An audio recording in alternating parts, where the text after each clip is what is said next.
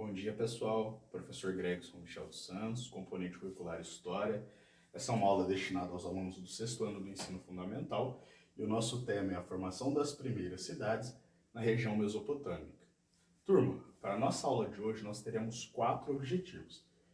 O primeiro objetivo é analisar um levantamento de dados iniciais da região mesopotâmica. Nosso segundo objetivo é entender quais fatores levaram à formação dessas primeiras cidades nesta região.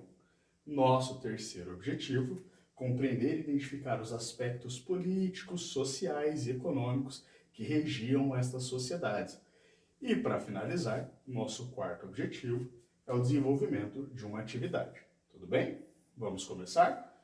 Pessoal, de início, eu quero propor a análise de 2 imagens. A primeira imagem é um panorama da cidade de São Paulo, uma cidade com mais de 10 milhões de habitantes, uma cidade com uma arquitetura moderna, verticalizada, com muitos prédios. E a segunda imagem remete à cidade de Uruk, uma cidade construída há aproximadamente 4.000 anos antes de Cristo. Essa imagem aqui é uma reconstrução digital e percebam que a cidade de Uruk ela tem uma fortificação ao seu redor, ou seja, uma muralha. Essa fortificação ela era responsável por proteger os moradores dessa cidade em caso de ataque de povos vizinhos. Mas, pessoal, para além das imagens, nós sabemos que a cidade de São Paulo ela possui uma organização política, ela possui uma organização social, uma organização econômica, um conjunto de leis que regem a vida da população dessa cidade, correto? Na cidade de Uruk, nós vamos perceber, não só na cidade de Uruk, mas nas outras cidades da região mesopotâmica, nós vamos perceber que elas também possuíam uma organização política, uma organização social, uma organização econômica e um conjunto de leis que regiam a vida dessas sociedades. Tá bom? Bom, faremos um levantamento de alguns dados sobre essa região. A começar pelo nome. A palavra Mesopotâmia é uma palavra de origem grega, que significa região entre rios. Essa região está localizada aqui no Oriente Médio, na Ásia, e a região da Mesopotâmia seria entre os rios Tigre e o rio Eufrates. Esse solo é um solo muito fértil e proporcionou, há aproximadamente 4.000 anos antes de Cristo, a formação das primeiras cidades mesopotâmicas, que é a cidade de Ur, Uruk, Eridu e Lagash. Pessoal, aqui eu quero fazer uma pausa no nosso conteúdo para falar sobre algo muito importante, que é válido lembrar que estas cidades não são as primeiras cidades fortificadas por seres humanos. Nós temos registros de cidades mais antigas. O caso de Jericó, na região da Crescente Fértil. Jericó ficava entre Jerusalém e Damasco, e é uma cidade que há registros de construções de 9.000 anos antes de Cristo. Então, é uma cidade bem mais antiga que as cidades da região da Mesopotâmia. Tudo bem? Voltemos para o nosso conteúdo. A ocupação desse território, pessoal, ela não vai acontecer de uma forma espontânea. Há uma necessidade desses povos nômades de se fixar nesse território fértil. Esse processo de fixação ou sedentarização, ele só vai ser possível após um longo processo e desenvolvimento na qual o ser humano vai aprender a dominar recursos naturais, como o domínio de cheias e o domínio de seca dos rios, vai aprender a pastorear animais como cabras, ovelhas, bodes, e vai aprender a cultivar alguns grãos, como o caso da cevada e o do trigo. Este processo nós chamamos de Revolução Agropastoril, ou seja, a Revolução Agropastoril é o momento em que o ser humano aprende a dominar recursos naturais, aprende a dominar a agricultura e a criação de alguns animais que eram necessários para sua alimentação e transporte. Pois bem, pessoal, após esse longo processo, aí sim haverá a formação dos primeiros aldeamentos na região da Mesopotâmia e também a criação das primeiras cidades. E essas cidades, elas tinham uma organização política, uma organização social, uma organização econômica, o que nos leva ao nosso terceiro ponto, tá bem? E aqui nós vamos tratar organização política e social juntos.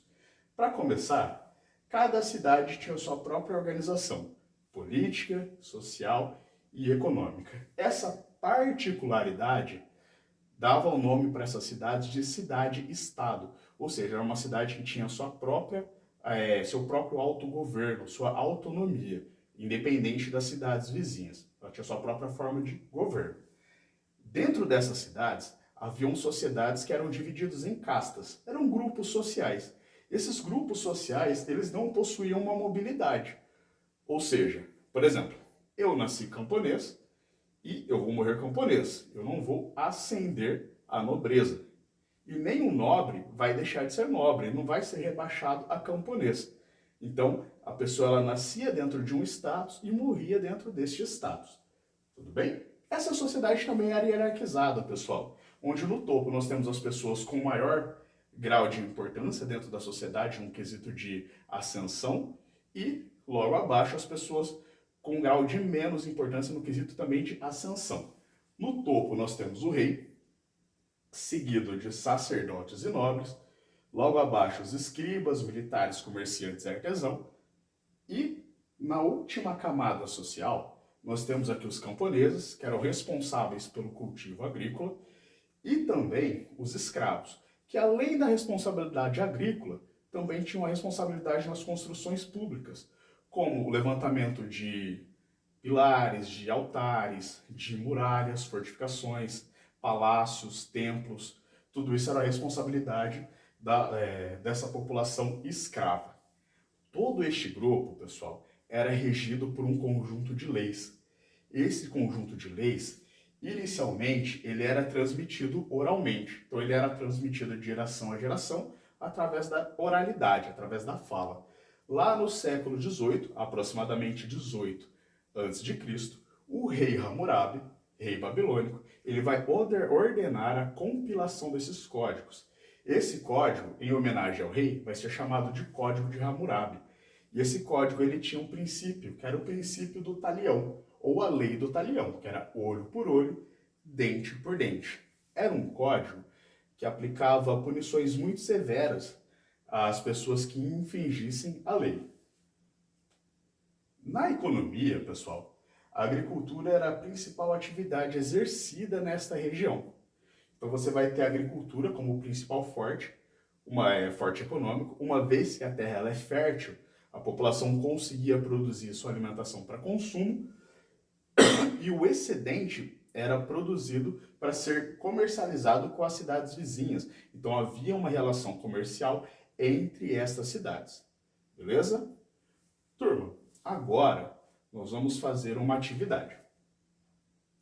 Bom, o nosso quarto objetivo, que é a atividade, é uma atividade bem simples, que vocês vão utilizar um tablet com a ferramenta Jamboard, e aí nós vamos criar uma nuvem de palavras. Nesta nuvem de palavras, pessoal, nós vamos colocar os principais fatores ou os principais conceitos e informações que nós aprendemos durante essa aula. Tudo bem? O professor vai dar um tempinho para vocês começarem a atividade e já nós faremos a correção. Bom, percebi, pessoal, que nessa nuvem de palavras vocês colocaram muitas informações importantes. Como, por exemplo, vi que vocês colocaram informações sobre o significado da palavra Mesopotâmia, que é a região entre rios, os rios importantes, que são Tigre e Eufrates.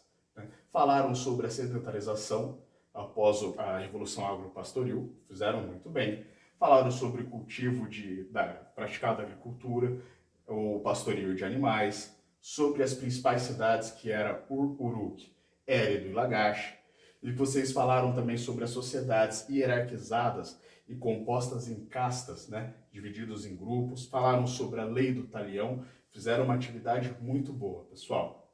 Bom, para finalizarmos, vamos fazer uma revisão para a gente encerrar a aula. O que nós vimos na aula de hoje, pessoal? Fizemos um levantamento de dados iniciais sobre a região da Mesopotâmia, o significado do nome, localização geográfica, formação das primeiras cidades da região, né? Falamos sobre a formação das primeiras cidades e como acontece este processo. Falamos sobre a Revolução Agropastoril, o momento em que o ser humano aprende a dominar recursos da natureza, aprende a dominar a agricultura e aprende a dominar a criação de animais, né? Vimos também sobre a divisão social desses grupos e sobre a economia. Turma, Eu agradeço a vocês pela aula de hoje. No nosso grupo no Classroom, nós temos mais materiais disponíveis e nós nos vemos na próxima aula, tudo bem? Tchau!